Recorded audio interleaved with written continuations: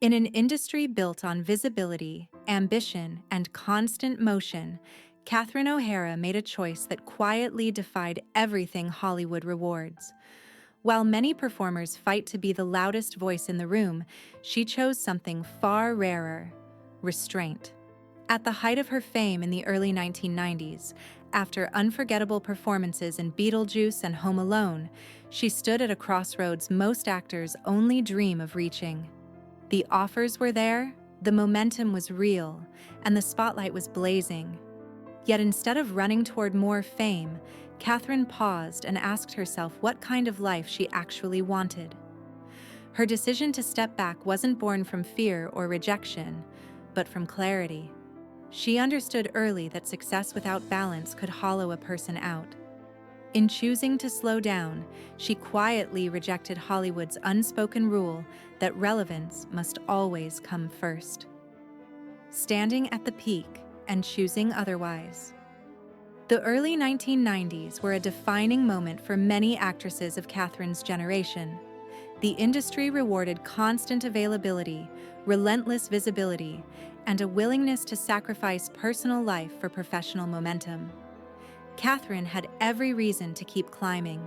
She was beloved by audiences, respected by peers, and trusted by directors. But fame, she realized, came with a cost she was unwilling to pay. In 1992, she married production designer Bo Welch, and soon after, became a mother to two sons, Matthew and Luke. That life shift changed her definition of success. Rather than chasing every opportunity, she created a personal boundary that would shape the next 2 decades of her career. She made a quiet promise to herself. She would not take work that required long absences from her family. This was not a public declaration or a protest. It was simply a choice, consistently honored. The ironclad rule that changed everything. Catherine's rule was simple, firm, and non-negotiable. If a project required her to be away from her children for extended periods, the answer was no. For agents and studios, this was frustrating. For Catherine, it was freedom. From the outside, her reduced screen presence looked like a career slowdown. Rumors circulated, assumptions were made, and critics speculated that the industry had moved on. The truth was far more intentional. She never stopped working. She just worked differently. Voice acting became her creative lifeline, allowing her to remain active while still being present at home. Roles like Sally in The Nightmare Before Christmas showcased her artistry without demanding her absence. She traded premieres for school runs, red carpets for family dinners, and applause for presence. It wasn't a retreat from creativity, but a redefinition of it on her own terms. Choosing presence over applause. While Hollywood often celebrates sacrifice in the name of fame, Catherine quietly reversed that narrative. She refused to outsource motherhood or experience it from hotel rooms and phone calls. Instead, she chose to be there for everyday moments that never make headlines but shape lives. In doing so, she shielded her children from the pressures of growing up under constant scrutiny. She wanted them to know her first as a mother, not a celebrity. This decision came with trade-offs, but she never framed them as losses. For Catherine, time was the most valuable currency, and she spent it where it mattered most. While others chased relevance, she cultivated stability. While others measured success in awards, she measured it in connection. These years were not a disappearance. They were an investment, one that would quietly pay off later in ways no one could have predicted. A love story built away from the spotlight. Behind Catherine's choices was a partnership rooted in mutual respect and shared values. Her marriage to Bo Welch began not with spectacle, but with quiet understanding. They met on the set of Beetlejuice, a world of visual chaos that contrasted sharply with the calm life they would later build together. Bo, a deeply talented production designer, never sought the spotlight, and that balance suited Catherine perfectly. Their relationship thrived on privacy, not publicity. Bo supported her decision to turn down work without hesitation, understanding that her creative brilliance depended on emotional safety. Together, they built a home that was intentionally ordinary, a sanctuary from an industry that rarely slows down. Their marriage endured not because of shared fame, but because of shared priorities. In a world where relationships often bend under pressure, theirs remained steady through silence, routine, and choice. The industry comes calling again. As time passed and her sons grew older, the rhythm of Catherine's life naturally shifted. The house grew quieter, and the space she had protected so fiercely began to open again. This time, she didn't return to Hollywood chasing relevance. Instead, she was invited back by someone who understood her completely. Eugene Levy, her longtime friend and creative partner, approached her not with expectations, but with trust. He offered her freedom rather than confinement, collaboration rather than obligation. Schitt's Creek wasn't just another role, it was an open canvas.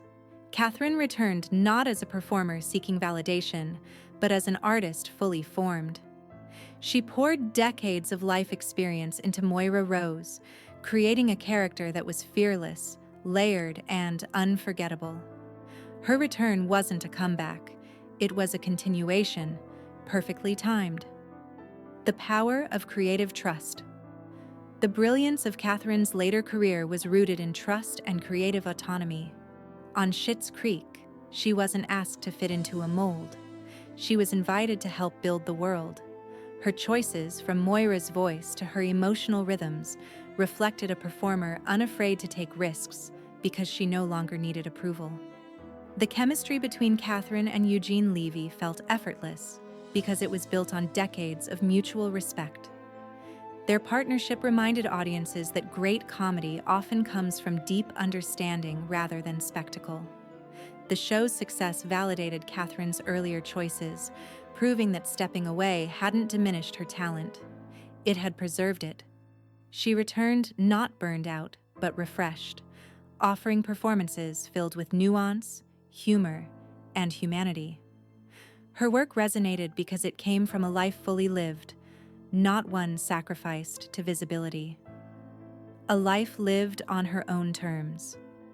When Catherine passed away in January 2026, the world mourned a beloved icon. Tributes focused on her awards, her characters, and her cultural impact.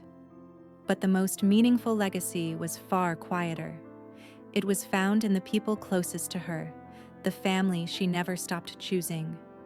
She did not measure her life by the number of roles she accepted, but by the moments she protected. In an industry that often celebrates excess, she modeled restraint.